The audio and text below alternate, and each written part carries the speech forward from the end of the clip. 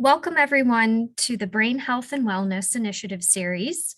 Tonight, our presenter is Dr. Dennis Grossman, and he will be presenting on comorbidity, the autonomic nervous system, and cognitive decline, how inflammation links these together.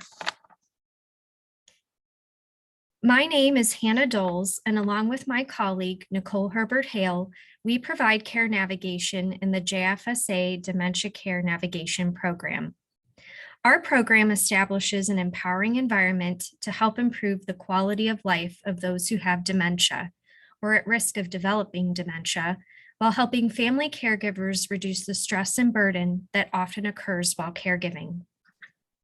At JFSA, we understand the importance in working with our clients' strengths and applying a person-centered approach to care, which extends throughout our multidisciplinary team of geriatricians, nurses, social workers, and geriatric psychiatrists. Nicole and I meet our clients where they are and develop individualized care plans that help produce solutions to presenting problems. From linking persons with dementia and their families with community resources to following them with their medical management, we are their point of contact for guidance, as well as a listening ear. We consider the intersectionalities of one's life when creating interventions that adhere to their biopsychosocial needs and experiences. Before we begin, I do want to go over how to use the webinar system. If you see at the bottom of your screen, there is a Q&A button. We do prefer that you ask questions through that feature instead of the chat button. I also want to talk about the CEUs that we give out. We do offer CE credits for those who need them for professional purposes. It will take 30 days from the date of your application, which is the completion of the survey after the presentation, to issue your CE credit. Your CE certificate will be emailed to you at the email address you provided during registration. The email address that you use to access the webinar must be the same one as you already provided. If you enter a different or incomplete email address, it will prevent your CE from being issued. So if you're unsure of the email you use to attend, please feel free to give Nicole and I a call if you need to check in on that.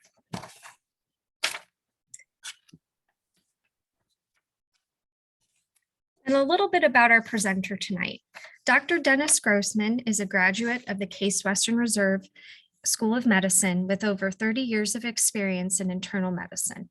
He has been on the staff of University Hospitals of Bedford and Ahuja Medical Centers, the Cleveland Clinic South Point Hospital, Marymount Hospital, Metro Health Medical Center, and he is the former medical director of JFSA, and a clinical instructor at the Case Western Reserve University School of Medicine. Dr. Grossman served as chairman of medicine and chief of staff at UH Bedford Medical Center. He has affiliations with several nursing homes where he followed his patients after their discharge from hospital stays. He offers continuity of care and values the personal relationships with patients by following them over time with continuous monitoring to ensure positive health outcomes.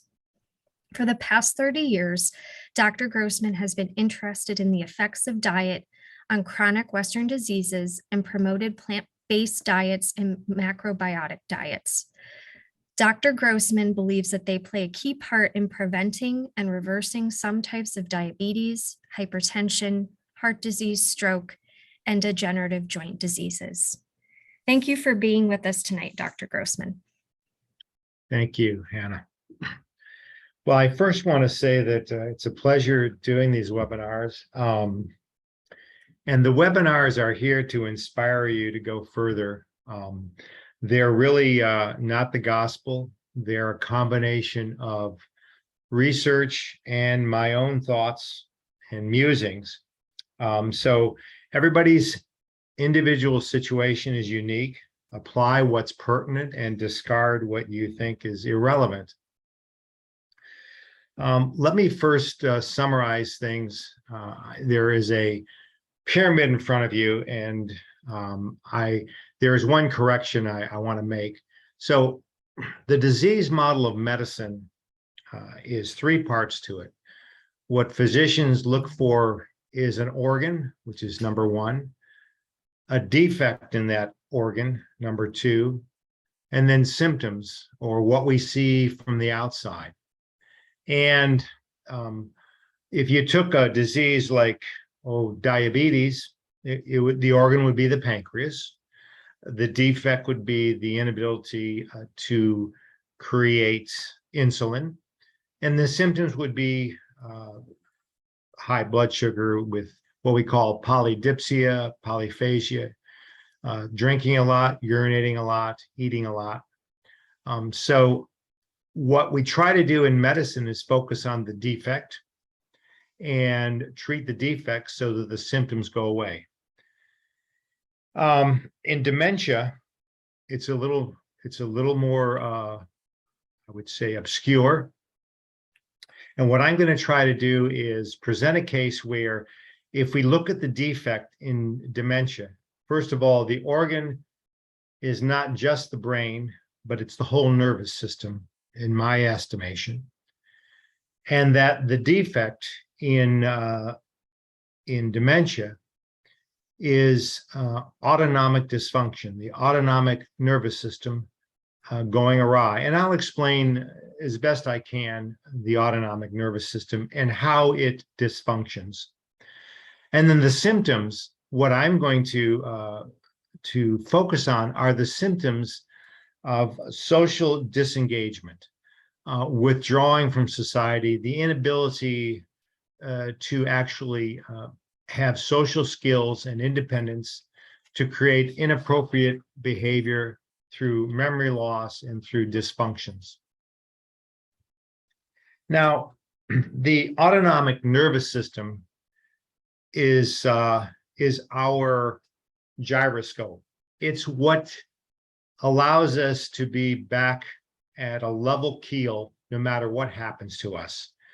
And it is also key to our social engagement, our ability to live lives as a social being.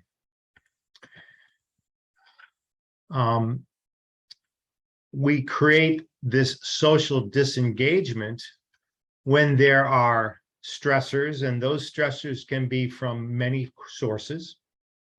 Trauma as a young child or as an adult, depression, isolation, anxiety. Add to that what I call concomitant comorbidities: obesity, vascular disease, heart disease, diabetes, and autoimmune disease. By comorbidities, I mean something that alongside the disease itself, and we're talking about dementia, these are other processes, chronic illnesses that accelerate or contribute to the disease of dementia. What I feel is that these stressors and these chronic illnesses place undue strain on the system, the autonomic nervous system, through a mechanism of acute and chronic inflammation, which is part of our body's immune response. And it's part of how we get along in the world where there are stressors. So the autonomic nervous system is there to maintain homeostasis, and its ability to create balance is mitigated through something called the vagal nerve, the 10th cranial nerve. And when that goes awry, we have what's called the inability to operate as a social being, or social disengagement. We can measure we can measure our autonomic nervous system and its ability to maintain its effectiveness. There's several tests. We can look at the beat-to-beat heart rate variation. And the more variation in your heart rate, the greater is your autonomic health. The less variation in your heart rate from beat to beat, the worse your overall health. Your blood pressure and heart rate response to pain. Again, appropriately, if you have a healthy autonomic system, you automatically increase your heart rate and your blood pressure. If you don't, and in people who have dementia, those things are actually dampered down or non-existent.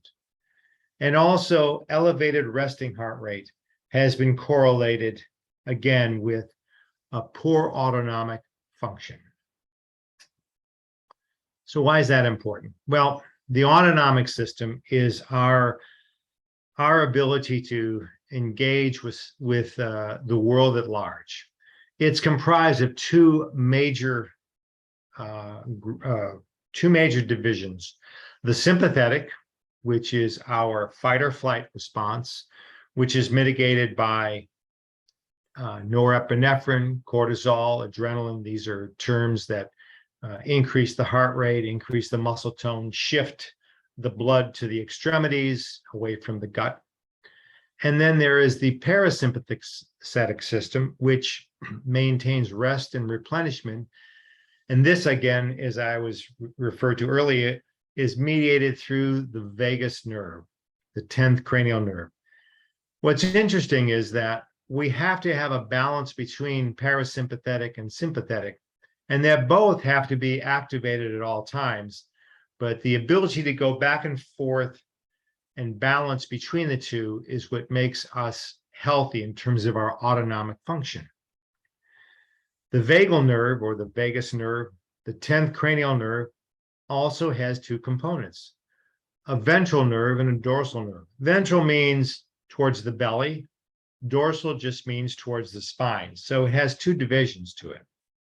What's important about that is that dorsal system by the spine, it's an older system. And its task is actually to shut down the organism under times of severe stress, when fight or flight is not possible or has failed. The ventral system, it's a newer system with ties to some of the other cranial nerves, 5, 7, 9, and 10. These are facial nerves. These are also nerves that create frowning, smiling, looking at somebody's face. You can actually see what they're expressing. These also promote rest and replenishment, and they are the physiological prerequisites that are present for optimal physical and emotional health. In addition to the ventral system with the 4 cranial nerves, we also get sensory input through our eyes, our ears, our touch, which our brain interprets and allows us to respond to. And these are called social cues. It is our social engagement mediator, allowing friendship, cooperation, mutual support, parent-child bonding, and loving relationships that is at peril in the disease of dementia. When we have a well-functioning nervous system and we are socially engaged, we might naturally meet a new situation with openness, with trust, with positive expectations. We feel safe. We might first try to communicate, to cooperate, to share, and even in the face of a threat, our behaviors might be open and friendly at first. Sometimes this positive, pro-social behavior can also make the other person feel safe, which in turn might be enough to diffuse a potentially threatening situation. However, if the pro-social behavior is not enough to neutralize the threat or danger, our newest evolutionary neural system and mechanism, the ventral vagal social engagement circuit, is the first to be abandoned. We leave the realm of rational thought and conscious choice, and all of our energies go into instinctive defensive responses, the fight or flight. If our autonomic nervous system feels that a situation is unsafe, further, our response can shift down to a more primitive level, from social engagement to the level of reptiles with a strong spinal sympathetic chain response. We might fight to overcome the threat or flee it to avoid it. But if it is so extreme and the situation is such that fighting or fleeing is not enough, we shift down even further and shut down or collapse into what we call the dorsal vagal state of withdrawal, dissociation, immobilization. When the dorsal vagal activity is less extreme but chronic, its emotional correlate is characterized by depression, depressive feelings. Dorsal vagal activity will reduce the blood flow to the frontal lobes where our higher functions reside, including social engagement. So let's put it together. Let's try and connect things. We know that we want to have an optimally functioning autonomic nervous system. We want to be able to engage socially. We want to be able to function at our highest level. What links autonomic dysfunction with cognitive impairment is something called inflammation. It's part of the immune response. It certainly is there for a cause to defend and protect the individual. So we know that this is a significant defect in dementia. It's not the only one, but this defect causes social disengagement. The autonomic nervous system is primarily responsible for maintaining this activity. And how does the dysfunction of the autonomic system occur? Well, most likely the answer is it's subjected to either acute and or chronic overload via inflammation. Inflammation thus links together comorbidities, the autonomic nervous system, and dementia. As I said earlier, a comorbidity is a disease state, either acute or chronic, that is present in addition to the primary disease of dementia. It's not a direct cause of the studied disease, but it may contribute to the progression of the illness. And in the case of dementia, we do know that several chronic disease states contribute to the progression through the activation of the immune inflammatory response. So whether it's vascular disease, diabetes, obesity, or autoimmune disease, these create a chronic inflammatory response with deleterious effects on cognition and leading to various states of dementia. Social disengagement is one of the primary routes that this happens through. Here's the most important slide of the whole presentation. So on the left-hand side, the axis, which is going up and down, it's the percentage of cognitive decline. So the lower the area on that up and down side, the worse is the mental state. The first green line is a normal person who has several acute systemic inflammatory events, meaning infections, something that they get over, but an acute event. And you'll see that that green line goes straight forward. There's no cognitive decline.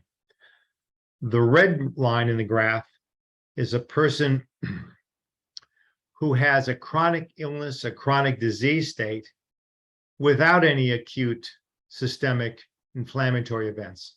And you can see that there is some deterioration there.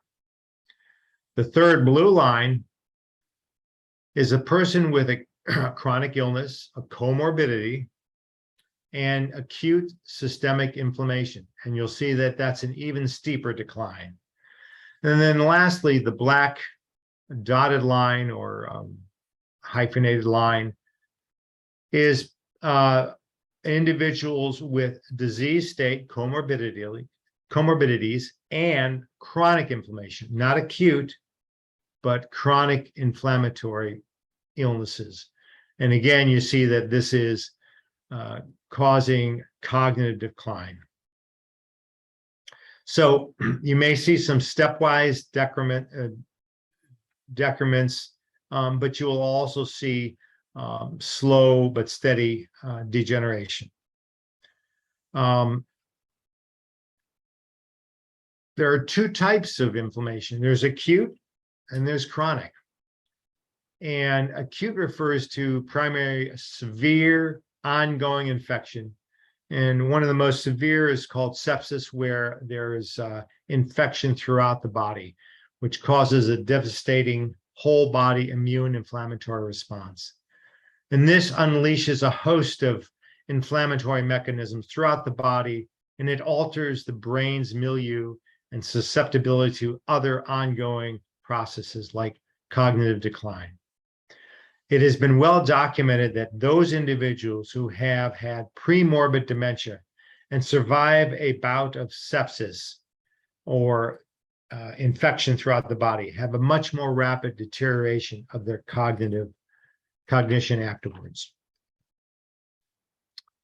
One type of severe acute inflammatory infectious process can cause delirium, which is an acute neuropsychiatric syndrome, sudden changes in mental status triggered by various medical illnesses, a lot of times infection. And it becomes clear that these acute episodes also predict long-term cognitive decline. In a recent study on aging, episodes of delirium increase the risk of dementia 8-fold. How the body responds to medical illnesses or trauma significantly impacts the integrity of the brain and accelerates decline in function in these individuals in ways that are independent of the amyloid beta. And what that means is that if a person has a very aggressive inflammatory response, they will have more deterioration, even if they have the same amount of amyloid beta in their brain, than somebody who has a very mild inflammatory response to it. Systemic infections, long-term effects on the brain. Brain damage resulting from severe infection is known to occur. After intensive care unit associated delirium, up to 1/3 of patients develop long-term impairments equivalent to traumatic brain injuries, independent of the illness's severity. Outcomes are worse with advancing age. And in the rodent models of severe infections, the results were central nervous system inflammation, neuronal death, blood-brain barrier breakdown. Geez, BBBB. Okay, blood-brain barrier breakdown and long-term cognitive decline. And what this all means is that inflammation significantly contributes to neuronal death, to denervation, and cognitive impairment. Chronic comorbidities are also low-grade systemic infections. So if you add them all together, you'll see a whole list of things in here. And I'm not going to go over all of them, but all of these can cause inflammation, low-grade, long-term inflammation. These may go undetected or untreatable low-grade infections or chronic allergic responses, and these will activate the immune's inflammatory response. More commonly, these comorbidities are underlying chronic disease processes, which are also activating the immune inflammatory response. Most commonly, diabetes, obesity, vascular disease, and autoimmune disease create these chronic inflammatory states. Individuals taking non-steroidal anti-inflammatory medications chronically during middle age have been significantly protected from subsequent developments of Alzheimer's disease. You see all these listed here. So that's just one more indication that if you dampen down the inflammatory response chronically, you have less damage to the cognition. Now also, we know that those people with low levels of inflammatory response, show no signs of dementia when they have amyloid in their brain compared to those with high inflammatory response. So really, it's the individual's immune inflammatory response more so than the amount of amyloid itself, which determines the brain's propensity for developing dementia. Those who have less baseline inflammation may not be bothered by the accumulation of amyloid in the brain. 3 areas of concern, and I will try and summarize these root causes. First, acute inflammation and inflammatory states which lead to autonomic dysfunction, or chronic inflammatory states from comorbidities, which also lead to autonomic dysfunction. And autonomic dysfunction creating a situation where there is social disengagement. When I say social disengagement, what I mean to emphasize is that it is important as functioning beings that we are able to read social cues, to participate in an active social environment, that is our highest function as individuals.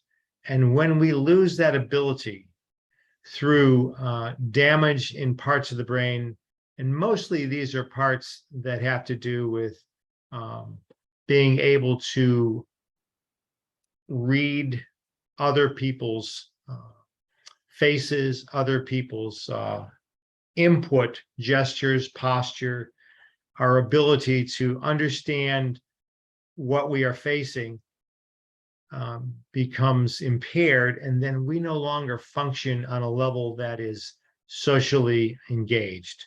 We create a social disengagement.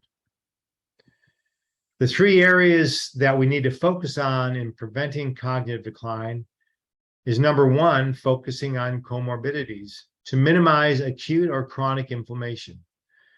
Treat underlying infections aggressively. Manage chronic illnesses like diabetes, heart and vascular disease, autoimmune disease with tight control of risk factors. Address obesity, which is an inflammatory disease, through dietary and lifestyle changes. Gear the diet heavily towards anti-inflammatory foods and supplements.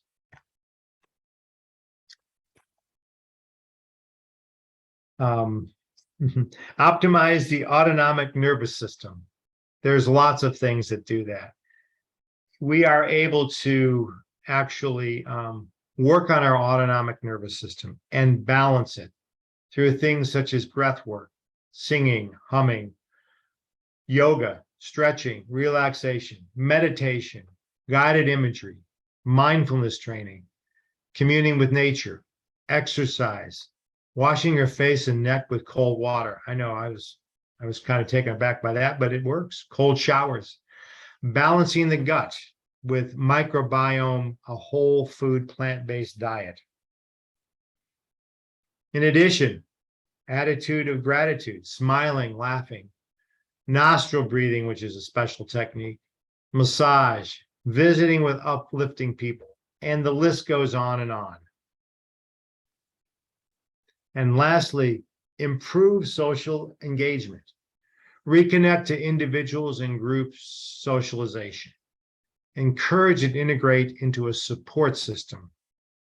Practice social skills of communication and nurturing. Individualize this based on the premorbid set of strengths and weaknesses of each individual person.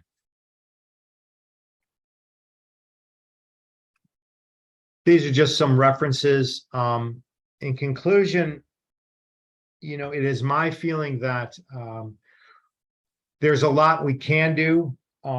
There's a lot that's being done to look at how we can decrease inflammation and to optimize our autonomic system, which is a system that we don't really pay much attention to, but it's there all the time and allows us to be the social being that we are.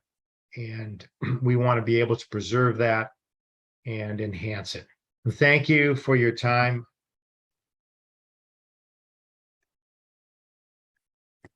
And questions? Yes. Okay. Any questions? Actually, I had one come in already.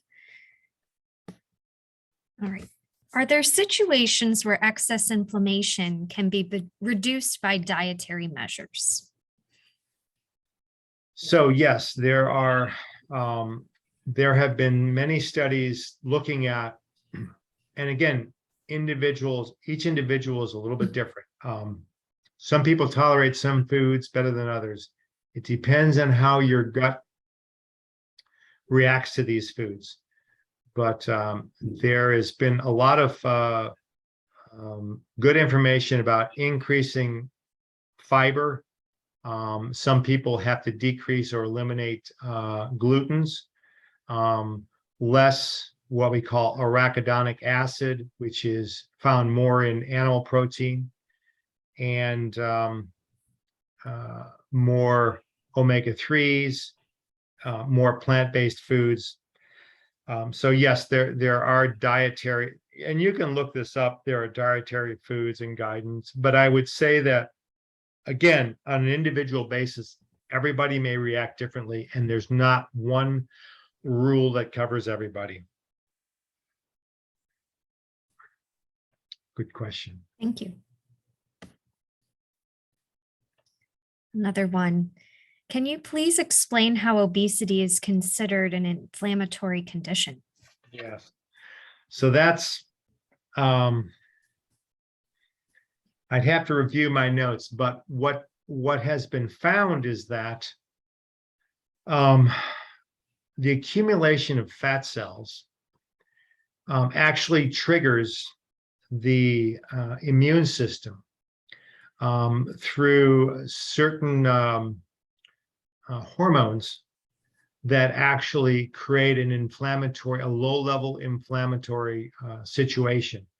And it almost is sort of self-perpetuating because what's released, and I think it's through some enzymes that don't allow the fat to break down, that the body creates an inflammatory situation. We now think of fat cells and fat tissues as an organ that secretes certain substances and can trigger inflammation.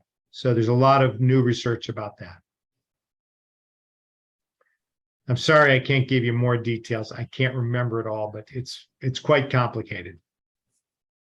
Thank you.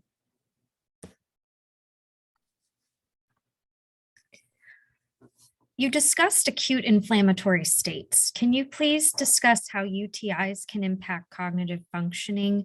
They seem to occur a lot with older adults, some without even knowing they have one. So anytime there's an infectious process, you're going to affect the whole body.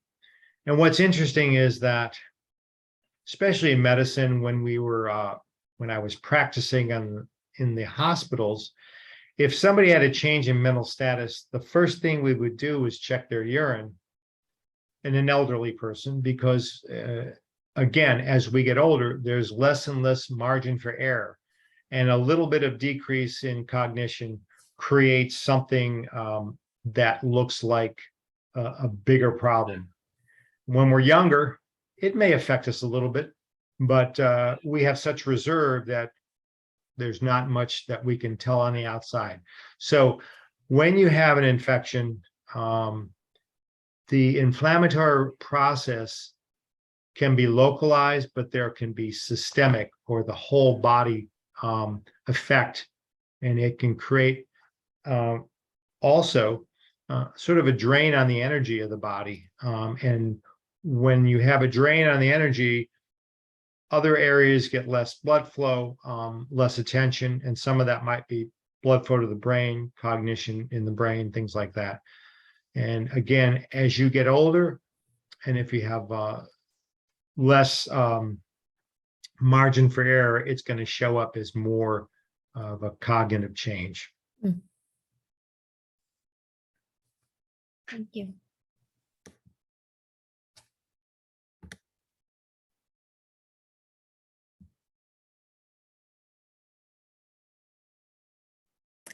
Is turmeric 1000 with black pepper good for inflammation?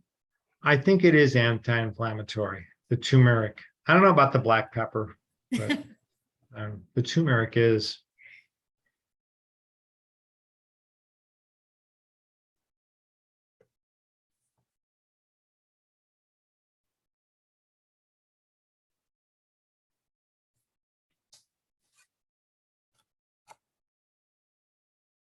Someone wrote, and I apologize if I'm not making sense with this one. The medical correlation between yard sales and infections, and why does it participate over people instead of men or women in their 20s or 30s? Do you know where I'm getting at with that? Yard sales and dementia. I don't know. Okay, That'd be a good maybe study. they'll correct that for me. Maybe it's a typo there. Spell check correction. A question I had, you mentioned about the drugs, the NSAIDs slide. Yep. And I have heard that taking those long-term aren't really good for you. Correct. So is that something we should talk to regularly to our So- doctors? Is that something we could do on a low dose? Yes. I can't comment on those other medications, but So those anti-inflammatories, and many of them are over the counter. They have two areas that they'll cause harm. One is the stomach. It can cause ulcers, wearing away the stomach, and significant in some people, bleeding and not trivial. Mhm. And then the other thing is kidney damage. So there are people that take these long term, and for instance, people with rheumatoid arthritis, they only get relief from that, and they'll take it long term if they can tolerate it. And so these studies a lot of times are done on people like that really have to take it. So yes, there's always a price to pay. You have to be monitored. Your kidney function has to be monitored every 6 months or so. And if you're having any stomach issues, you stop the medication. Some people are more susceptible than others to the drugs. Mm. And I wouldn't tell people go out and start taking them. But there are people that take them for a cause, for a certain reason, and they have benefit from it. So Mhm. secondary benefit. Okay, thank you. Have you seen any studies involving molds and how they affect an individual when it comes to inflammation? You're talking about molds, like ingested molds or in the gut, or I can tell you that I've seen studies of microbiome, of analysis of the gut flora and its effect on cognition. And there are moles in the microflora. There are bacteria, there are viruses, there are molds, fungi. So yes, I'm sure there's an effect there. I don't recall specifically, but I've seen studies where it has shown differences in terms of the type of organisms that are there. Some are good and some are bad. We do know what's interesting is that you can create a situation through diet where you have increased serotonin released through your gut. In fact, the gut, the secretion in the gut is huge, and about 70 to 80% of the fibers go from the gut to the brain and to other organs. So there's a lot of input that the gut makes to the rest of the nervous system. We call it the enteric, the third brain. There's the central nervous system, there's the peripheral nervous system, then there's the enteric nervous system, the lining of the gut full of, it's the second highest number of neurons in the body.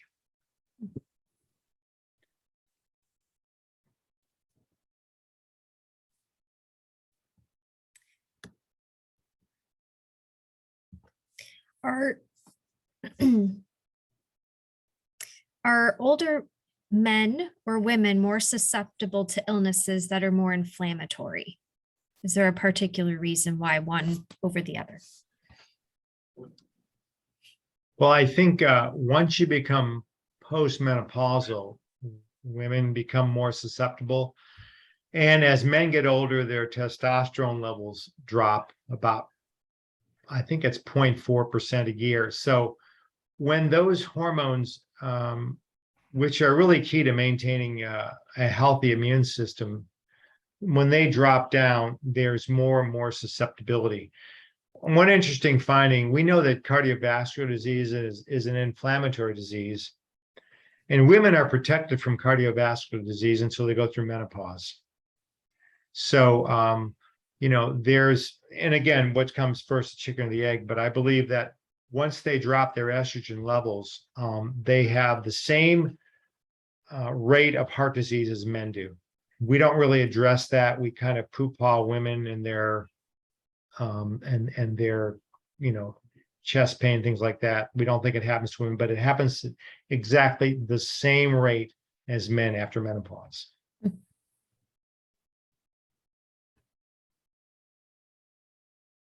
Thank you.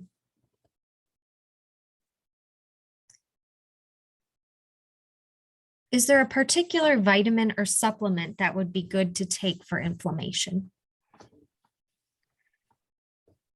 So if you're deficient in anything, for instance, if you're deficient in vitamin D, that's really bad for inflammation. So you really want to make sure your vitamin D levels are optimal. And according to what we consider normal, 30 to 100, anything above 30 is okay. I believe anything above 50 or 60 to 100 is okay. So you kind of want to be in the middle of the ballpark there. The B vitamins are essentially very important to the nervous system. So you want to make sure that your B12 is normal. If you're a drinker, you want to address thiamine, which is a B vitamin. And a B complex wouldn't hurt. There's a lot of other studies that question vitamin E, vitamin C. But I think for my purposes, vitamin D and the B complex would be the ones that I would focus on in terms of inflammation.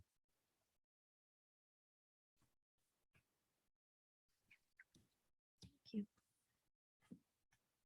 I think we have time for one more question here. Someone asked if you had any comments about the prognosis of the future and COVID's effect on cognition. So I believe that COVID is it has its one of its major effects on the nervous system. And we kind of know that because, remember way back when they said, oh, you lose your sense of I think it was smell, is it was one of the big ones. Mm-hmm. Well, I mean, smell is the olfactory nerve. It's a nerve. It goes straight from your nose to your brain. So in a sense, COVID attacks the nervous system. It does attack the lung and things like that, and it causes disseminated vascular problems. But what we've seen is a lot of recurrence in terms of the nervous system damage. And I think anything that causes chronic inflammation in the central nervous system may have its effects down the road in terms of cognitive impairment. So we're yet to see, but I think that's a good question, and I think we're going to find out. Yeah, more to come. Yes, unfortunately. Thank you very much, everyone. And thank you, Dr. Grossman. It was a pleasure. Your time. So just to talk a little bit again about our program here at JFSA, Nicole and I are care navigators. So we work with people in the community who may have a dementia diagnosis or who are suspected of having dementia. And we do work with their family caregivers who are involved. We get them connected to resources because most people do want to stay at home as long as possible. So we do help with that. And if the time comes where support is needed for future placement, we can help with that as well. We have two geriatricians that work very closely with Nicole and I, Dr. Elizabeth O'Toole and Dr. Constance Magulius. They come to us at our clinic at Allison's Place within our JFSA building in Pepper Pike. And they will, assess the client to see if dementia is present or not. And they work very closely with us and the families to put recommendations in place. Leanne Stuver, she is one of our health educators. She leads our Savvy Caregiver Workshop and our support group. And then Frank Petrelli actually assists us with our cognitive assessments. We do have caregiver workshops, the support group that meets monthly. We do have, again, our care navigation services, respite, and our brain health and wellness series to offer through this program. And our upcoming brain health and wellness series in September will be on the 22nd, and Leanne Stuver is presenting. We hope you can join us again. So an email blast will be going out if you wish to sign up. I think it's already posted on the JFSA website, or you can just give us a call and we can register you. So thank you again, and do feel free to email or call us with any questions. Thank you all for your time tonight.